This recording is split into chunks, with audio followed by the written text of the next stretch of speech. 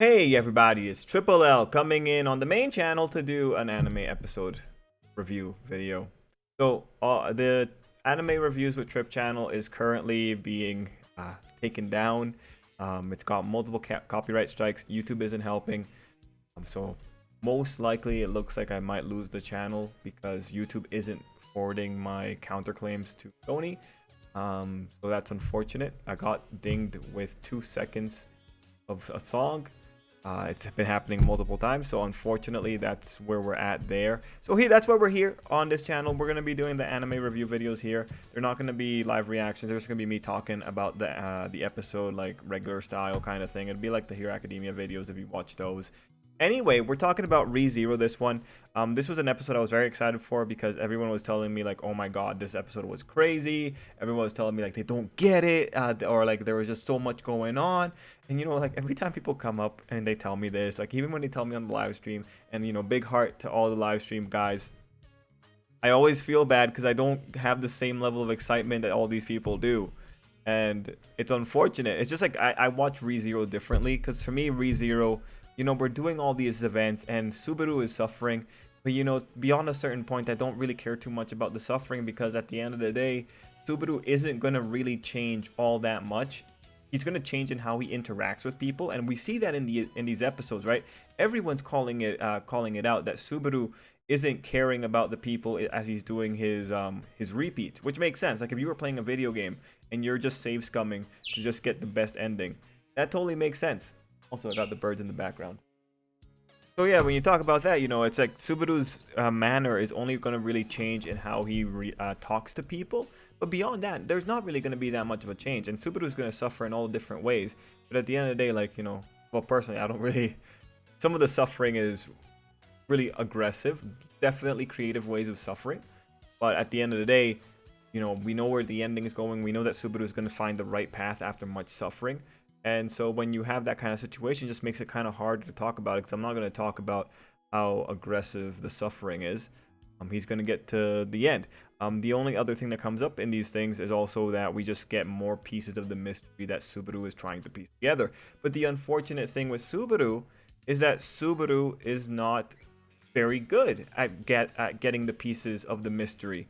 And I was just speaking with someone else here.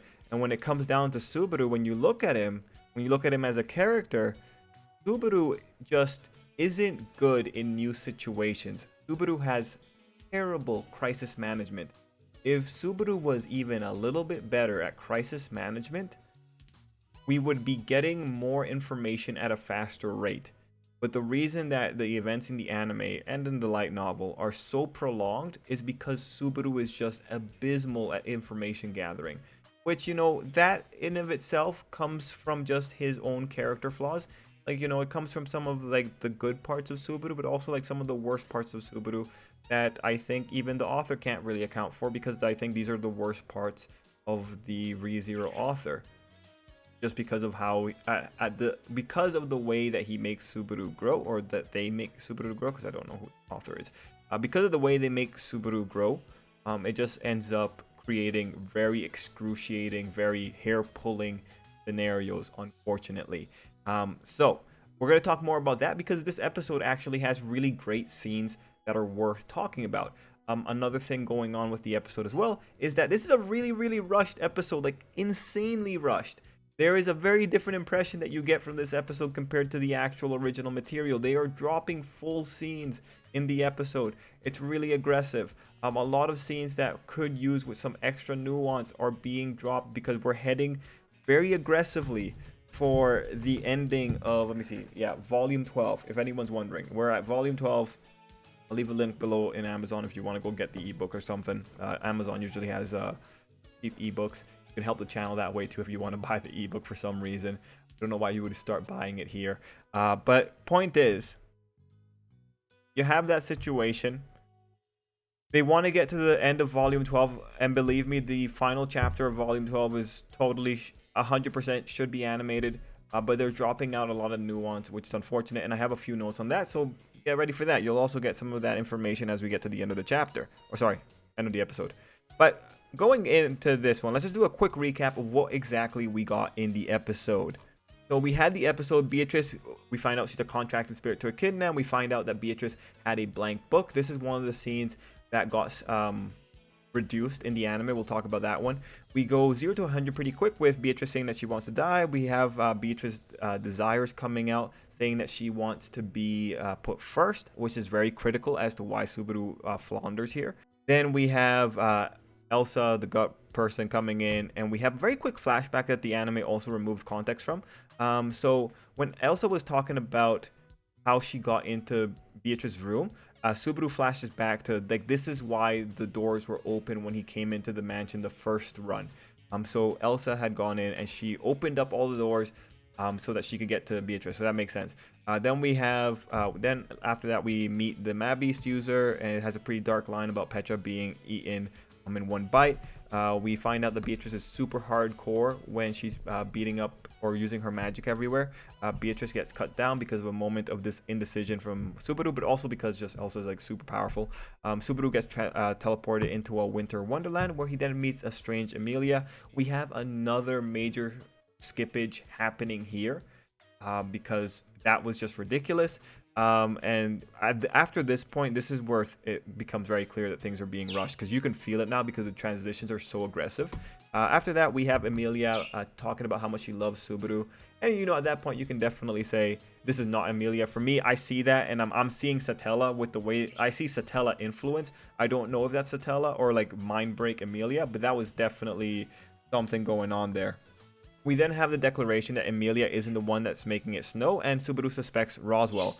At this point, it's worth recalling that it was winter when the rabbit showed up. Anyway, Roswell confesses while asking Subaru if he got that from him again reinforcing that he knows that Subaru is doing some kind of time shenanigan. Roswell takes out both Garfield and Ram in a ridiculously extreme move, and when you consider his mindset at the end of the episode, it really makes sense. He takes them out because he knows it's not going to matter. He knows that they're going to have a repeat. Now at this point, Roswell starts calling out Subaru, noting that he experiences shock but not grief. Now this dialogue is super important because this has been a constant theme throughout the season. It's been constantly building up that Subaru is developing some weird ways of interacting with people. Then Roswell reveals that he has the book that only comes in 2 copies. We already knew that. We get more talk of vows and wishes from Roswell. Then we have a critical point in that Roswell does not know what happened to the letter that Subaru left behind. We also find out that he is wanting to isolate Emilia because he's pushing for a particular ending here. Then we find out the rabbits are back. We find out that for sure that the weather is what's bringing them in, because it makes sense. Like if the weather is made by magic, it makes sense that the magic source brings them in. Roswell talks about his perspective and that he only has one thing in mind, which just informs his behavior. And then we have Subaru getting back to Emilia, at which point you ask, how the heck does Subaru get back to Emilia when all those rabbits are around? Good to know that the rabbits can't get into the area, but what exactly happened? Man, that sucked. I think they should have shown that because that was a really aggressive moment. But then we have, yeah, that's the end of the episode, and it's pretty creepy. Anyway, one of the big questions I had noted down as I was watching the episode is like, if there's a book with a true future in it, my question was who wrote it. At first I thought it might be Echidna, but like Echidna's positioned more as a seeker of knowledge, and I don't think she would know the future, because if she knew the future, that says she could know a lot of different things. So I think her journey for knowledge would have been sorted out if she could see the future. So I'm thinking, considering that the cult has defective copies of the book, it feels like the book is more associated with Satella than Echidna. Also, like another observation I had just very quickly before we get into things here, Roswell seems very lonely when he's talking to Subaru, and then you have that one line where he says that Subaru will one day catch up to him, and that's pretty interesting. I would like to see more camaraderie between the two, but Subaru also, he needs to put aside some of his predispositions towards people with irregular mindsets, because like once he does that, there's reason to believe he's going to be more competent with dealing with things. But yeah, that kind of takes us back into that conversation about competence. But before that, to just clear up the things that were missed in terms of the episode. So first off, Subaru gets back to Emilia because he used his powers as an acolyte of, or an apostle of, Echidna. He used all the little elf clones to get between him and the rabbits. So what the anime didn't show you is that multiple little girls died and exploded in order to make sure that Subaru could get to where he was to go see Emilia. It's unfortunate that got removed. I would have loved to see it. When we were having the Byakuya scene, that whole scene, there was more stuff going on in it, like how there were more people other than Subaru who had come to Byakuya, who had told her all kinds of things, told her they were going to try to get her out. No one ever did. People came for her for power. People came to her for love. People came to her for idealistic reasons. Subaru got called out for being idealistic, and we later have a point where Subaru's idealism is just insane. We'll talk about that because that's like a really good point on Subaru's character. We have a little bit of thing that was missed out for the people that were still being held hostage at Sanctuary. When they saw that the rabbits were coming, they all decided to suicide. We also missed content having to do with Garfield and Garfield's half-sister talking about Garfield's dispositions. So unfortunately, that got reduced. Now, one of the things, okay, so those are like the big scenes that got skipped. Oh, no, there was one more scene right when...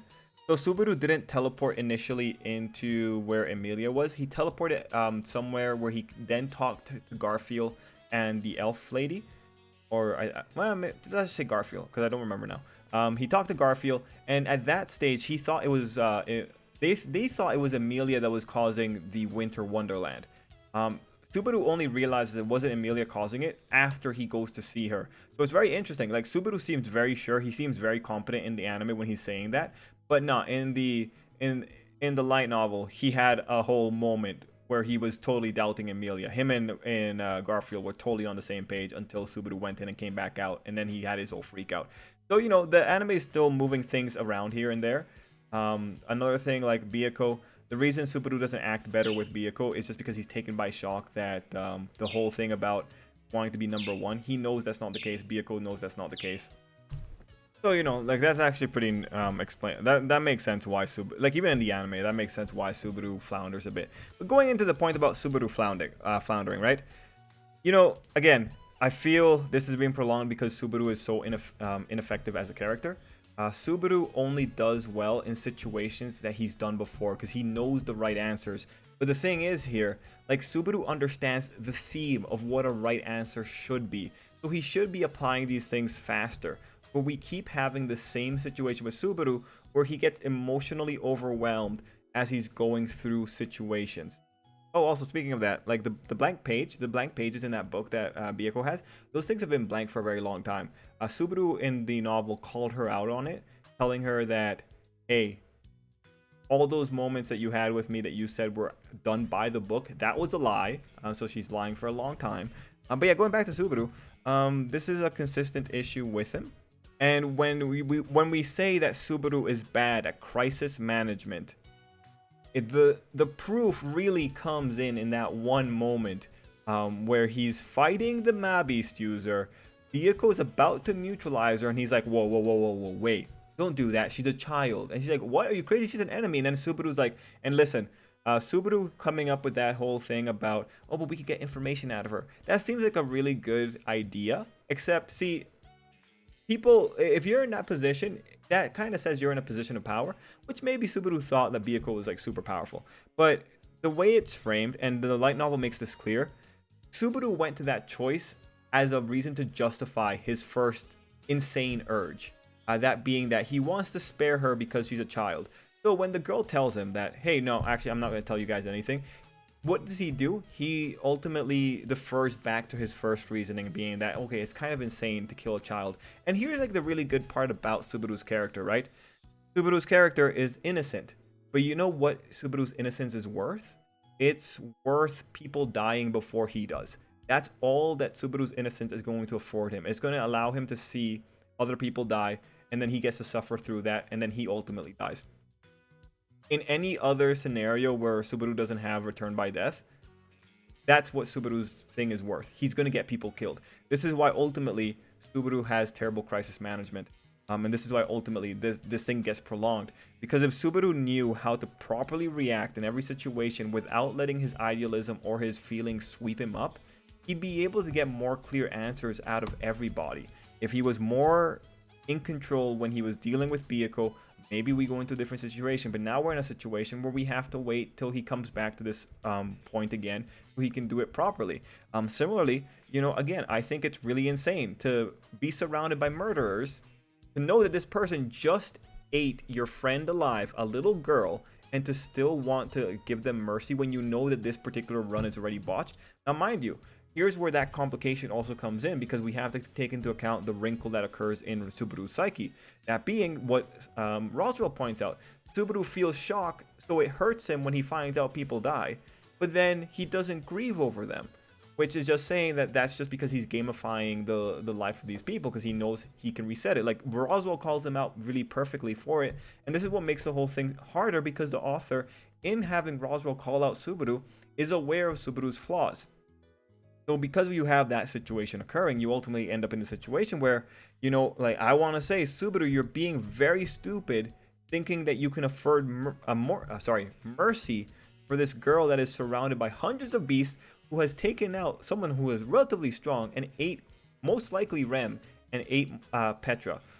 You have this girl here, and you're still willing to say, no, don't kill her? Like, after everything that's occurred, again, you know, that stands as a testament to Subaru's naivety and his innocence, but it also stands to a testament of Subaru's worst traits right now, being that he doesn't grieve over people, he only feels shock, and then after that initial shock's gone, he's back to... If Subaru could apply the lessons that he learns from the correct choices that he figures out in earlier runs, and he applies them forward and controls himself, things would be a lot better. Like, even when he interacted with Echidna, how does Subaru go into that first? He goes into that with blind admiration for Emilia, and he goes into that with just being a rude person.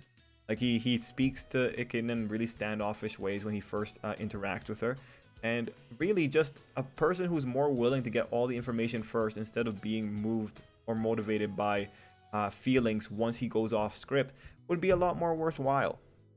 But again, we're in that really tough spot where this is an intersection between character flaws, good parts of the character personality, and just the stressfulness of the situation.